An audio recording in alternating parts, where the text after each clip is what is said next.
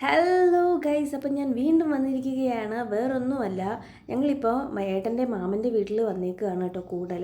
അപ്പോൾ അവിടെ അത്യാവശ്യം കൃഷിയും കാര്യങ്ങളും ഒക്കെ ഉണ്ട്. പക്ഷേ ഇപ്പം പന്നിയുടെ ശല്യം കാരണം കപ്പയും എല്ലാം വന്ന് പന്നി നശിപ്പിച്ചിടുകയാണ്. അപ്പം മുറ്റത്ത് 2 മൂട് കപ്പ നിൽപ്പുണ്ട്. അപ്പോൾ അത് പിച്ചിത്തരാമെന്ന് പറഞ്ഞു. അപ്പോൾ അതിൻ്റെ അംഗമാണ് നിങ്ങൾ ഈ കാണുന്നത്. അങ്ങനെ ഞങ്ങൾ ആ കപ്പ നമ്മൾ മൂടോടെ പിഴുതെടുക്കാമെന്നുള്ള ശ്രമത്തിൽ നോക്കിയിട്ടൊന്നും പിഴുത് വരുന്നില്ല. അപ്പം മാമൻ പറഞ്ഞു തറ നല്ല ഉറച്ച് കിടക്കുന്നുണ്ട്, നമുക്ക് കുറച്ച് വെള്ളം ഒഴിച്ച് കുതിർത്തിടാം. അങ്ങനെ വെള്ളമൊക്കെ വെള്ളം ഒഴിച്ചിട്ടൊന്നും ഇത് മണ്ണ് മാറ്റുന്നതനുസരിച്ച് ഇതൊരു സൈഡ് ചരിഞ്ഞിങ്ങനെ കിടക്കുകയാണ്. എത്ര ഇത് നീളത്തിൽ ഇപ്പം നിങ്ങൾ കാണുന്നുണ്ടോ, ഇതുപോലെ നീളത്തിൽ നമ്മളിങ്ങനെ മുറ്റത്തോട്ട് ഇങ്ങനെ വെട്ടി കൊണ്ടുവന്നിട്ടും ഇതിൻ്റെ നീളം കഴിയുന്നില്ല. അപ്പം കാണിച്ചു തരാം, നിങ്ങൾ ഞെട്ടും.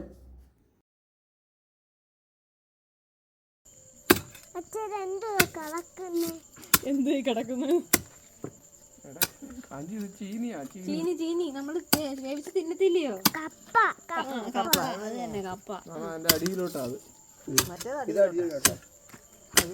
ഈ സൈഡിൽ നിന്ന് പിടിച്ച അങ്ങനെ ഈ സൈഡിൽ ഇളകി കഴിഞ്ഞു, എടുത്താൽ മതി. ഇതിന് ഇങ്ങനെ കളയുന്നത് ശരിയല്ലല്ലോ. അതെടുക്കാൻ നോക്കണ്ട, അത് അടിയിലോട്ടാ.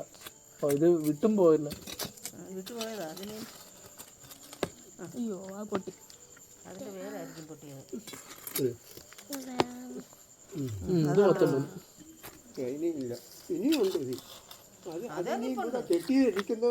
ഒന്ന് കാണിച്ചേ, ഇനി ഒരു കിഴക്കും കൂടെ കാണും. അങ്ങനെ നീണ്ടു നോക്കും. ഉണ്ട് അടിവശത്തോ നീ ഇറമ്പില്, ഈ മതിലിന്റെ ഇറമ്പില് എന്തോ ഒരു നീളമായിരുന്നു. 3 ദിവസം വേവിച്ചു.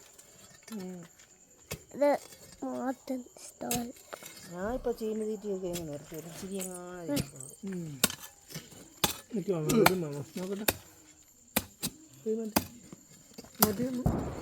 അങ്ങനെ വരികയല്ല, അനങ്ങിയിട്ടുണ്ടല്ലോ.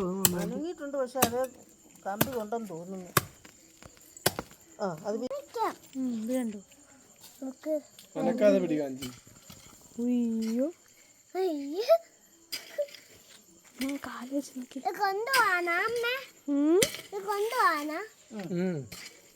കാഞ്ചിരുന്ന ആളെ കച്ചാന.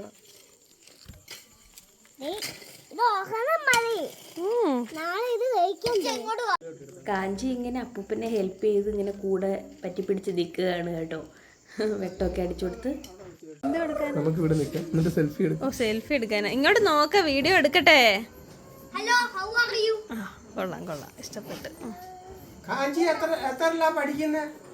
എത്രലാ പഠിക്കുന്നേന്ന്? അങ്ങനെ ഇതാണ് നമ്മുടെ പകൽ വെളിച്ചത്തിൽ ഞാൻ കാണിക്കുകയാണ്. ഇതാണ് നമ്മൾ പിഴുതെടുത്ത കപ്പയുടെ നീളം കണ്ടോ, ഇടയ്ക്കൊന്നും മുറിഞ്ഞു പോയി. ഇതിങ്ങനെ നീളത്തിൽ ഒരു സൈഡ് ചരിഞ്ഞ് ഇങ്ങനെ കിടക്കുമായിരുന്നു. അപ്പോൾ എങ്ങനെയുണ്ട്, നിങ്ങൾ ഞെട്ടിയോ ഇല്ലെന്ന് പറയണേ.